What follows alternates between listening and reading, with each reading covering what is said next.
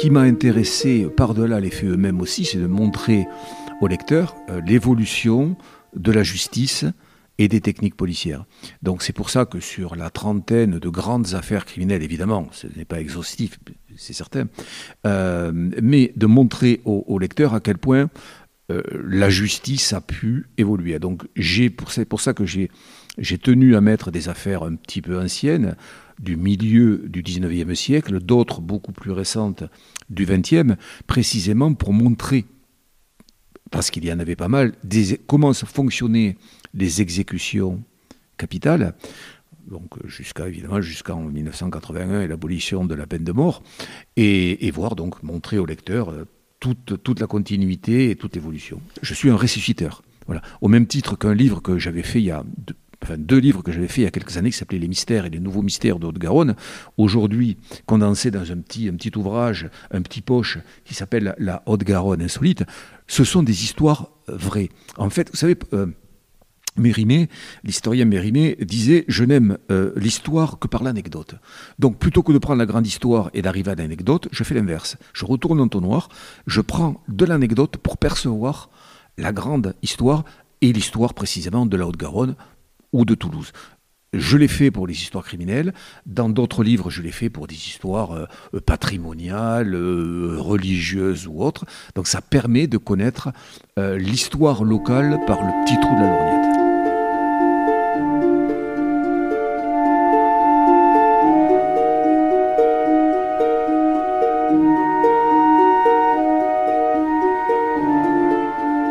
Dans un polar, évidemment, dans quelques livres, il y a toujours une part de soi. Donc il y a toujours un personnage ou un fait qui peut ressortir en cours d'écriture. Mais à la base, non, tout n'est que le fruit de l'imagination. Et ce qui est important, c'est que je ne sais pas toujours où je vais, en fait. Donc ce sont quelquefois les personnages qui me guident et qui me disent « Tiens, j'aurais presque envie de faire ça, ceci, cela ». Je ne suis pas toujours maître de tout et c'est ça qui est important aussi.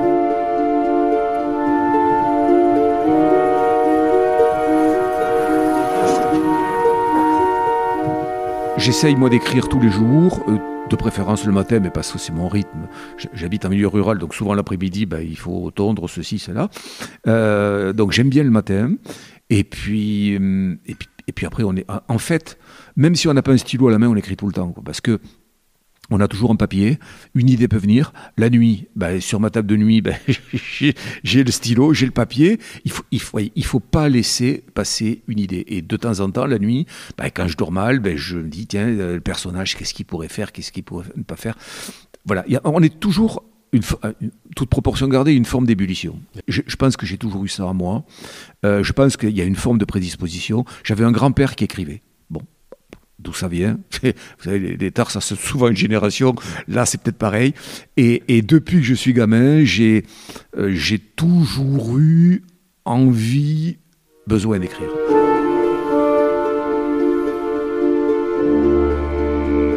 Mes premiers écrits en littérature ont été la poésie.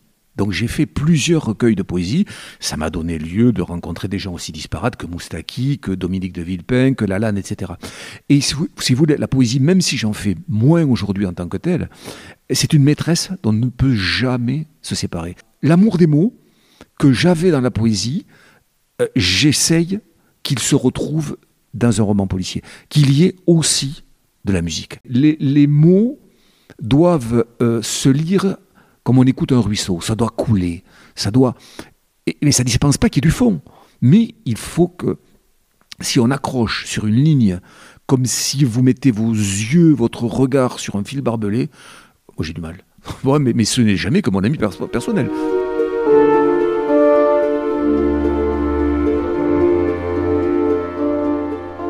Vous savez, le travail de police urbaine, c'est un travail de ponçage de civilisation, c'est de la petite criminalité. En PJ, ce sont des grosses affaires, ou financières, ou de stupes. Bon, des bracos, maintenant, il n'y en a quasiment plus, mais ce sont des grandes affaires, avec un travail d'investissement. Mais pour arriver à interpeller, parce que souvent, quand on voit les polars, les séries à la télé, l'interpellation, c'est pas compliqué d'interpeller quelqu'un. Mais après, il faut l'accrocher en procédure. Donc, pour l'accrocher en procédure, il y a des mois et des mois d'enquête, d'écoute judiciaire, pour précisément savoir où on va, quoi. Donc, et tout ça, c'est un travail de fond qui n'a rien de travail de terrain, mais qui est fondamental pour résoudre l'affaire. Pour moi, un roman n'est jamais aussi appréciable, jamais aussi apprécié quand il colle à la réalité. Voilà. Il faut que, pour répondre même à votre question précédente, il faut que les personnes s'identifient à un métier, et donc pour s'identifier à un métier, il faut s'identifier aussi à la réalité. Figurez-vous que par le plus grand des hasards, un jour quelqu'un m'a acheté un roman, et cette personne faisait de la généalogie, et nous sommes cousins à la 8e ou 9e génération, qu'importe, par le biais d'un ancêtre qui avait combattu sous la Terreur, donc en 1793, 14, etc., parmi les troupes dites royalistes de Vendée. Et ce personnage, ma grand-mère m'en avait parlé. Et donc je me suis dit, pour ma mamie, j'ai travaillé sur ce qu'on appelle les guerres de Vendée, vulgairement les Chouans, ce qui n'est pas tout à fait le cas d'ailleurs, c'est un peu faux, mais qu'importe. Et donc j'ai fait un roman historique sur les guerres de Vendée et sur ce massacre, il faut le dire, massacre républicain, plus de 200 000 personnes d'exécutées, de tuées, c'est une horreur absolue. Voilà, donc j'ai voulu faire ça pour ma grand-mère, et donc j'ai fait un roman historique. Il n'est pas interdit que j'en fasse un jour un second.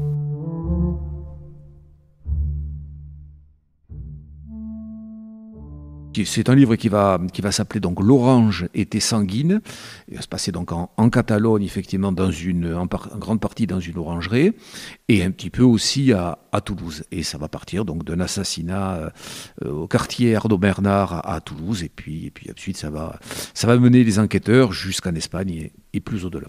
Moi, je veux qu'on en ressorte, et que j'en ressorte aussi égoïstement, en ayant appris quelque chose. Voilà. Il faut du positif. Donc c'est pour ça que ce soit les migrants, que ce soit l'homosexualité d'une Marocaine, parce que l'homosexualité aujourd'hui en France, elle est admise. Au Maroc, c'est pas le cas. Donc tout ça fait partie des choses que l'on peut apprendre. Idem sur la prostitution, la jonquera, ou autre. Il faut en ressortir même dans un polar en ayant appris quelque chose. Je ne laisse rien au hasard. Dès qu'une idée me vient, je vais me documenter, et une idée rebondit sur une autre. Et c'est comme ça que petit à petit, on progresse.